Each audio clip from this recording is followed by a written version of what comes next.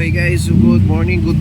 Isang magandang kinakalawang na e-bike at magandang umaga sa ating lahat, no guys. Okay, mainit ang panahon. Good morning. Okay guys, nandito na naman tayo sa panibagong problema ng e-bike natin, no? Concern ng customer. Okay guys. Eto guys nga pala guys, galing nga pala ng Rosario, La Union. Single to guys, no? Rosario, La Union. Magpapa second opinion lang naman sila kasi nga galing na to sa ibang mekaniko. Sabi ng unang tumingin na mekaniko is yung kanyang motor. Ayan. Okay.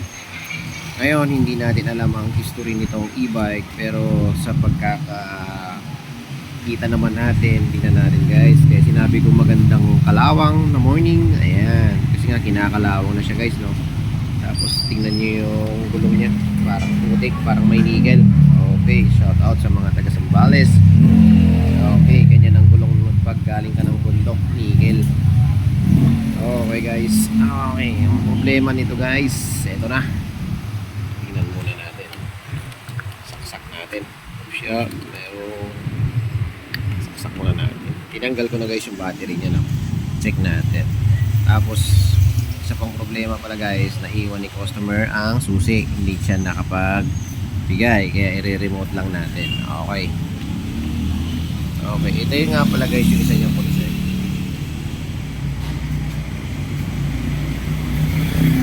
Okay guys, nagaganyan siya, nagbi-blink ang kanyang battery tsaka kanyang panel board. Okay guys, okay, comment down below naman guys dyan kung ano sa tingin nyo yung sira nitong e-bike na to, bakit nagaganyan. Pero nagsiswitch naman siya, kung sakaling battery yan, dapat hindi na nagsiswitch din, isa din yun. Pero nagsiswitch, kaso pag ganyan yung panel board niya. Tapos pangalawang problem niya is pag i-accelerate mo, hindi tumatakbo. Okay, wala talagang hila. Okay guys, kaso ang findings nung unang tumingin is yung motor. Okay guys, ito guys makikita lang natin, no? Ayan na siya, ayan na yan, no?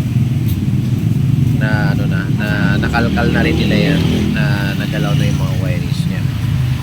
Second opinion lang guys. Tapos ito yung nga pala guys, itong orange tsaka white is linya ng papunta ng controller.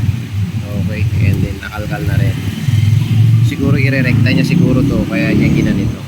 Okay, hindi ko lang alam kung anong mekaniko yon, kung anong brand ng e-bike siya mekaniko, irerekta niya sana.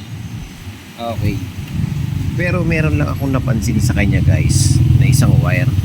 Okay, parang hindi niya lang napansin siguro yon, o hindi niya na, hindi rin natin masabi guys, na kasi hindi naman natin kilala yung unang gumawa. Ito yung guys, ito, yan, yung link na yan. Okay, ayan. Ngayon, ang ginawa ko doon, okay guys, ang ginawa ko, diniretso ko na siyang pinutol guys, no? Diniretso na natin siyang pinutol. Ngayon, ayan, pinalitan ko. Okay, ayaw mag-focus ng ayaw mag-focus ng cellphone ko. Ayan, pinalatan ko na lang, no? Tapos try natin idikit. Okay, didikitin lang natin guys. Ayan. Yung black yan guys, kulay black, pero pansamantala lang naman muna, ganyan lang muna. So hindi pa naman natin alam ang sira guys. Ayan, pinagdikit lang muna natin. Okay, pero kung mapapansin mo, nung pinagdikit natin yan, connection niya papunta dito rin sa accelerator. Hindi niya lang siguro napansin. Ayan lang yun guys, yung wire na yan, yung naging isang wire na yan. Okay, pansinin mo guys, nag-steady siya.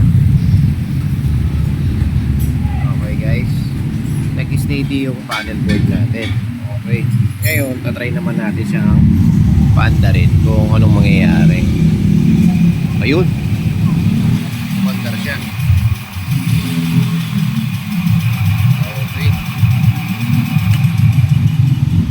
Okay guys, okay, ito lang guys, ito lang yun, Oh, shout out sa iyo kuya, taga Rosario La Union. Okay, ang layo pa ng binyahe ni sir. Papunta dito sa atin para lang magpa-second opinion, no? Okay, ayan lang guys, oh. Ay yung wire na yan lang. Yan lang yung parang naputol. Oh. Nagkat, tapos dinugtong ko lang. Oh, tapos yan, lilinisin ko na lang yung pagkaka-tape niyang mga yan, pagkaka-electrical tape. Wala na tayong ginawa. Okay. Nakatipid si customer kaysa naman bibili siya ng isang motor, kaya siguro nagdududa siya. Bakit motor ang findings agad nung unang tumingin. O ayan o. Ayan, ayan lahat yung parts niya. Okay. Okay guys. Ulitin ko guys ha. Pangalan nito, hindi tayo gumamit ng tester. Hindi tayo kasi hindi ko rin alam kung bakit motor ang findings kagad nung unang tumingin dito. Tayo guys, hindi tayo gumagamit ng tester kasi mas more challenging para sa akin ang hindi gumamit ng tester, no? Kasi kung wala kang tester, hindi mo na rin alam ang gagawin mo. Compare mo sa nasanay ka ng walang tester na nag-guide sa'yo, kayang-kaya mo kahit anong ano yan. Utak lang ang pagaganahin, no? Okay, kanya-kanya talaga tayong pangalan to. Kanya-kanya talaga tayong diskarte sa paggawa. Kaya sa mga nagsasabi na gumamit ka ng tester, thank you sa ano, pero ganito talaga yung gawaan ko. Kaya nga lang ako naiiba kumpara mo sa karamihan ng gumagawa ng e-bike, no? Yun lang yung pagkakaiba ko. Okay guys, okay, problem solved si customer. Nakatipid na naman, hindi siya napagastos sa motor. Okay, isa pa guys. Okay, goods. Gumana na. Yung nag-steady ang panel board, gumana na. Okay guys, sana nakatulong itong simpleng video ko to. Nabubulol na tuloy ako sa inyo.